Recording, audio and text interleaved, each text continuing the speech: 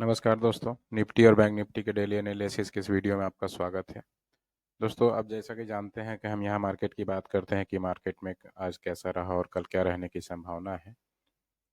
तो हम यहाँ पे अभी सबसे पहले बात करते हैं निफ्टी की।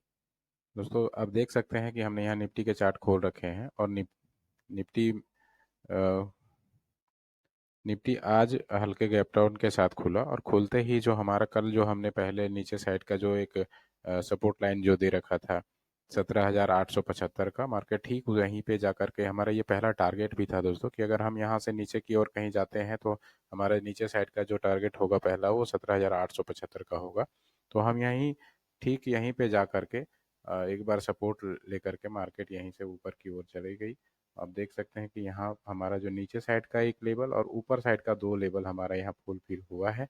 ऊपर साइड के हमने जो दो लेवल दे रखे थे 17,975 और 18,020। अब देख सकते हैं कि आज हमारी जो क्लोजिंग हुई है वो 18,015 पे हुई है। 18,030 के करीब हम एक बार गए थे आज। तो दो टारगेट हमारे, एक टारगेट नीचे साइड के और दो टारगेट ऊपर के पूरे हुए हैं। अब हम देख सकते कल मार्केट में क्या संभावनाएं बन रही है। तो आप देख सकते हैं दोस्तों कि यहाँ हम कई दिनों से ब्रेकआउट की बात कर रहे थे। जिस ब्रेकआउट की बात कर रहे थे वो अब यहाँ पे एक बार हो चुका है। 17,850 से 900 के करीब हम बार बार कई बार आकर यहाँ बंद हो जा रहे थे। लेकिन आज निफ्टी में एक फाइनल ब्रेकआउट देखने को मिला है। अब देख सकते हैं कि जाते जाते मार्केट यहाँ एक मारूबुजू कैंडल बना के लास्ट आवर में गई है और यहाँ जाते जाते मार्केट में यहाँ एक बार क्लियर करके गई है कि अब हम एक बार बुल ट्रेंड में जा रहे हैं। अब देखना यह है दोस्तों कि कल हम आज जो हमारा यहाँ ब्रेकआउट हुआ है कल ये कंटिन्यू रह पाता है या नहीं, क्योंकि कल वीकली क्लोजिंग भी है और वीकली कई बार ऐसा देखा जाता है दोस्तों कि मार्केट खुलने के बाद हम वीकली क्लोजिंग के दिन चाहे वो अप ट्रेंड में हो या डाउन ट्रेंड में हो तो हम साइडवेज चले जाते हैं यहाँ पे और अक्सर मार्केट यहीं कहीं के पे घूम कर के समय बिता देती है दिन भर। लेकिन अ, चूंकि ब्रेकआउट हुआ है तो हो सकता है कि कल यहाँ से हम ऊपर की ओर रहें, कंटिन्यू रह सकते हैं बुल साइड पे। लेकिन हमें किसी ओवर कॉन्फिडेंस में नहीं जाना है अभी, क्योंकि 18,020 का जो हमारा रेजिस्टेंस एरिया था ठीक उसके पास है हम, और 18,000 का आप देख सकते हैं दोस्तों कि आज जो क्लोजिंग हुई है वो 18,015 की हुई है और 18,020 में हमारा जो हमने कल का रेजिस्टेंस एरिया दे रखा था वो है और 18,000 एक साइकोलॉजिकल सपोर्ट भी है।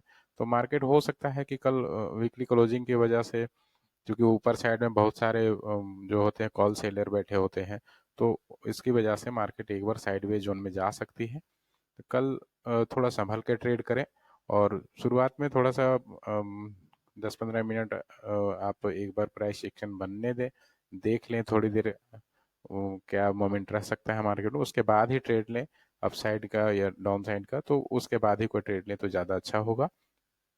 हड़बड़ी में कोई भी ट्रेड ना लें मार्केट खुलते के साथ, क्योंकि जब भी हम रेजिस्टेंस एरिया के आसपास होते हैं तो कई बार हम रीटेस्ट करके नीचे आ जाते हैं। तो 18,020 चूँकि यहाँ रेजिस्टेंस एरिया भी है, तो एक बार थोड़ा सा 18,020 को ब्रेक कर जाने दें और पूरी तरह से सस्टेन कर जाने दें ऊपर, उसके बाद ही कोई ट्रेंड लें।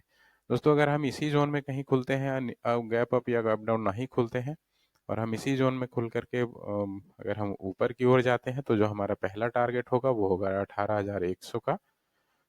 दूसरा जो हमारा रेजिस्टेंस एरिया है ऊपर साइड का वो है 18,200 का और तीसरा जो हमारा रेजिस्टेंस एरिया है वो है 18,265 का।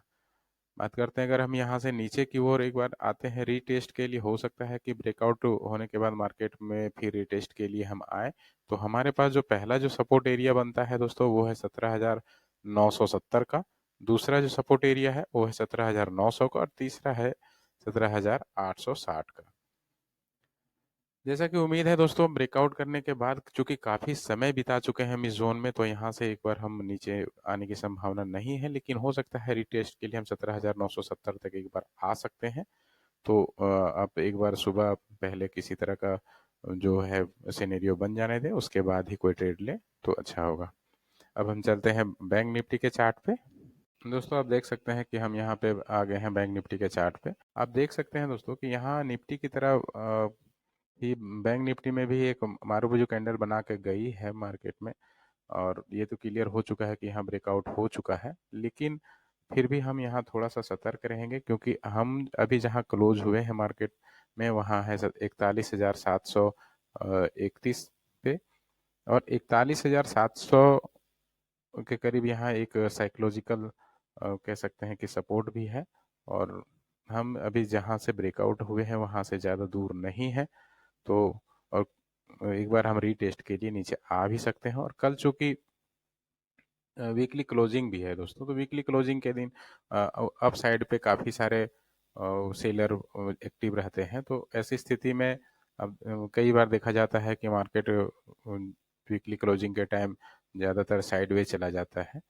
तो थोड़ा सा यहाँ से संभल कर ट्रेड करें, और अगर हम इसी जोन में कहीं खुलते हैं, गैप डाउन या गैप अप नहीं खुलते हैं, और खुलने के बाद अगर हम नीचे रीटेस्ट के लिए एक बार आते हैं, तो हमारे पास जो पहला सपोर्ट एरिया होगा वो होगा 41,600 का।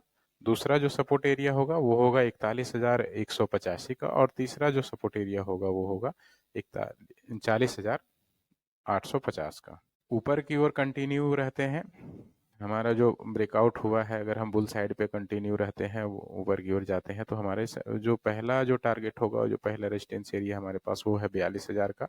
दूसरा जो है टारगेट वो है हमारे 42,220 का, और तीसरा है 42,720 का। दोस्तों ये संभावना तो नहीं लग रही है कि हम नीचे की ओर आएंगे। हाँ, पहला जो हमारा सपोर्ट एरिया है वहां तक एक बार रिटेस्ट के लिए आ सकते हैं 41,600 तक, लेकिन फिर उसके बाद ज़्यादातर चांसेस है कि हम एक बार बुल फेज की यहाँ शुरुआत हो चुकी है तो वही कंटिन्यू रहे और हम ऊपर की ओर ही जाएं। लेकिन फिर भी कल वीकली क्लोजिंग है, तो कल थोड़ा सा संभल कर ट्रेड करें। उसके बाद फिर दोस्तों आप देखिएगा कि कल के बाद फ्राइडे को अगर कल हम यहीं कहीं क्लोज हो जाते हैं या इसके ऊपर कहीं क्लोज होते हैं, तो फ्राइडे को एक चांसेस है कि एक बड़ी रैली देखने को मिले। तो मार्केट में मौके मिलते रहते हैं दोस्तों, कोई हड़बड़ी की आवश्यकता नहीं है। कल अगर कोई अच्छा ट्रेड नहीं वेट करेंगे तो हमें अच्छा ट्रेड मिल जाएगा, तो कोई हड़बड़ी ना करें। दोस्तों ये वीडियो एजुकेशनल पर्पज से है, यहाँ मेरा किसी तरह का बाई सेल का रिकमेंडेशन नहीं है। अगर किसी तरह का कोई ट्रेड लेते हैं आप, तो आप पहले अपनी थोड़ी एनालिसिस कर लें और उसके बाद ही ट्रेड लें। और दोस्तों मार्केट में ट्रेड करने से पहले अगर अपने यहाँ सपोर्ट रेजिस्टेंस एक बार लिख लेते हैं और उसके हिसाब से अगर काम करते हैं तो आपको सुविधा होगी। दोस्तों अगर वीडियो अच्छी लगे तो लाइक और शेयर कर दीजिएगा और चैनल को सब्सक्राइब कर दीजिएगा। धन्यवाद दोस्तों।